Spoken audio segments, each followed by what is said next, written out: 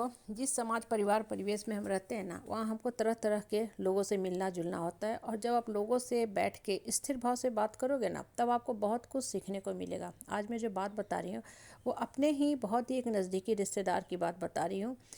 जो जब मैं उससे बात की तो मुझे लगा कि इस लड़की के मन में कितने दुख भरे हैं और ये लड़की कैसे आज बाउंस बैक की है, कैसे अपनी एक स्ट्रांग पर्सनालिटी बनाई है। उसने मुझे जो बात बताया वो मैं बता रही हूँ आप लोग को, हूबहू उसी भाषा में मैं आप लोग के सामने रख रही हूँ। उसने बताया कि मैं पहले भोली भाली थी, बातों को भूल जाया करती थी, भावनात्मक रूप से लोगों से जुटी रहती थी, लेकिन लोगों ने कभी भी मेरी भावना, फीलिंग, इमोशन की कदर नहीं की, मुझे मान सम्मान नहीं दिया, उल्टा मेरे साथ गलत व्यवहार किया, मुझे गलत ढंग से सिर्फ और सिर्फ इस्तेमाल करने की कोशिश की, मुझे इंसल्ट, ह्यूमिलेट, नेगलेक्ट, इग्नोर किया, मुझे इंटेंशनली इंसल्ट किया, इंटेंशनली इग्नोर भी किया।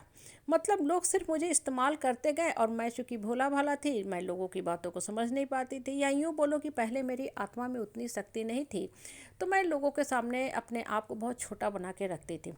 मेरी इस मानसिकता का फल क्या हो कि मुझे सब लोग छोटा ही छोटा समझने लगे, सब लोग आए कुचलते चले गए।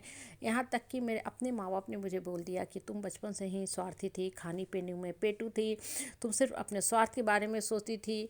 उस लड़की को पढ़ने के लिए पैसा नहीं देते थे, वो लड़की एकदम दब के घुट के, मतलब ओवरऑल उसका माइंड ही लोगों ने ख़त्म कर दिया। शादी हुई, उसके बाद उसके हस्बैंड ने भी बहुत बुरा बर्ताव उसके साथ करना शुरू किया।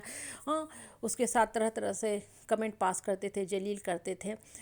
एक दिन क्या हुआ कि उस लड़की का मन और आत्मा फट गया। लोगों की गलत बातें सुनते सुनते सुनते आत्मा उसका फट गया। उसने उस दिन डिसाइड किया कि अब इस गंदे घटिया समाज को हम छोड़ के चले जाएंगे। छोड़ने का मतलब किसी वन में, किसी आश्रम में नहीं चली गई, वो इसी समाज में रही, लेकिन अपने मान सम्मान को रक्षा की जिम्मेदारी उसने लिया।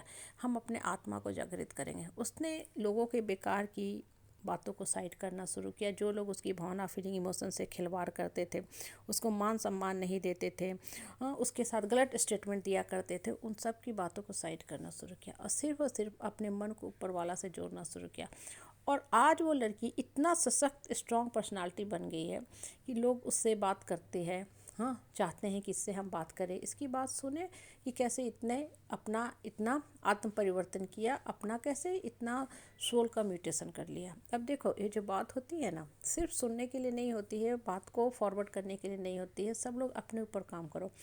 एक इंसान कर सकता है तो हर कोई कर सकता है। होता क्या है ना कि जब हम समाज में रहते हैं ना, तो हमारे ऊपर चौतरफा दबाव रहता है कि अरे रिश्ता चलाना है, रिश्ता चलाना है। देखो, रिश्ता चलाना चाहिए क्योंकि मनुष्य एक सामाजिक प्राणी और हर अच्छा इंसान चलाता ही चलाता है, लेकिन वन साइडेड, वन वे रिश्ता नहीं चलती है। होता क्या है ना कि जब आप रिश्ता चलाने के लिए बहुत ज़्यादा झुकते हो, कॉम्प्रोमाइज़ करते हो ना, तो लोग आपको एकदम सड़ा हुआ पायदान समझ लेते हैं, सड़ा हुआ केला समझ लेते हैं, आपके ऊपर चढ़ के चले जाएंगे। इस समाज में लोगों की नीति क्या है, जब ज़रूरत रहेगा आप तो आपको सोने के घड़े की तरह सर पे रख लेंगे, दूसरे ही पल ज़मीन पे पटक देंगे। कभी चने के झाड़ की तरह सर पे बैठा लेंगे, कभी सड़ा हुआ पायदान, सड़ा हुआ केला, सड़ा हुआ कूड़ा करकट समझ के पैर से कुचल देंगे। कभी गले लगाएंगे, कभी गालियों की बौछार करेंगे, कभी पहचानेंगे, पुचकारेंगे और दूसरे क्षण आपको क्या करेंगे, पहचानने से भी इनकार कर देंगे। ये क्या बताता है? इन लोगों की स्वार्थी मानसिकता को बताता है। इसलिए अपने मान सम्मान, स्वाभिमान की रक्षा की जिम्मेदारी आपको अपने ऊपर लेना है।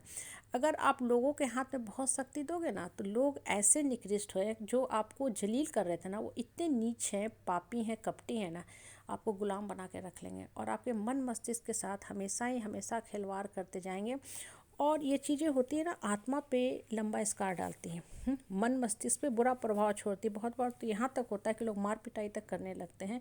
तो क्या होता है कि सामने वाला जो झेल रहा है ना, उसके मन मस्तिष्क पे बुरा प्रभाव पड़ता है, उसके आत्मा पे स्कार पड़ता है, उसकी ओवरऑल पर्सनालिटी ख़राब होती है, डैमेज होती है। कि ये जो गलत बातें होती हैं, नकारात्मक बातें होती है ना, वो मन मस्तिष्क में और आत्मा में जाके लंबा सुराख कर देती है। घाव कहीं होता है तो कुछ समय के बाद हील हो जाता है, वहाँ नए टिश्यू आ जाते हैं, लेकिन जब मन पे घाव चढ़ता है, आत्मा पे स्कार बनता है, तो एक परमानेंट छाप छोड़ देता है।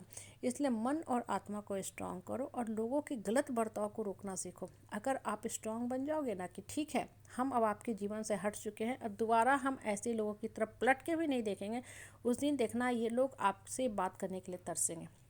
इसलिए अपनी पर्सनालिटी की रक्षा की जिम्मेदारी आपको खुद लेनी है, अपने जीने का हक खुद लेना है आपको।